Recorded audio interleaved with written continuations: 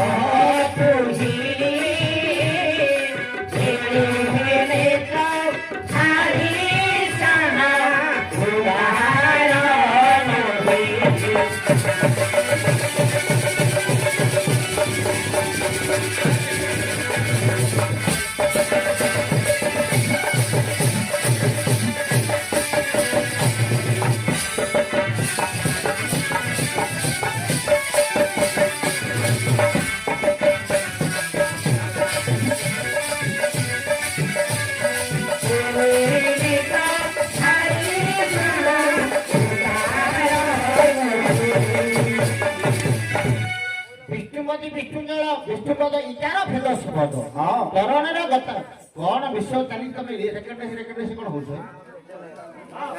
ବିଚାର ଲାଗିଲା କଣ କରିବା ଛାଙ୍ଗ ଛିଣ ଇଚ୍ଛା ରହିଲା ବିଚାର ଲାଗିଲା ସୁବିଧା ବନ୍ଦ କରିବାର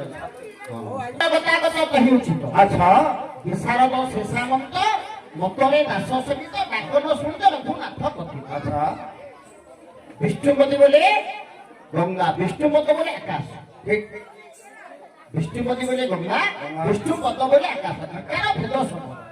ତରଣୀର ଗତାଗତ ତହି ଉଚିତ ବିଷ୍ଣୁପଦ ଯେ ଆକାଶ ତରଣୀ ବୋଲନ୍ତି ନୌକା ତରଣୀ ବୋଲନ୍ତି ସୂର୍ଯ୍ୟ। ସୂର୍ଯ୍ୟ ଯିବାଟା ଆଜ୍ଞା ସମସ୍ତେ ଆମେ ଦେଖୁଛନ୍ତି ଆସିବାଟା କିଏ ଦେଖିଛନ୍ତି ସୂର୍ଯ୍ୟ ଆସିବାଟା କେହି ମଧ୍ୟ ଦେଖି ନାହାନ୍ତି। ତରଣୀର ଗତାଗତ ତହି ଉଚିତ ବିଷ୍ଣୁ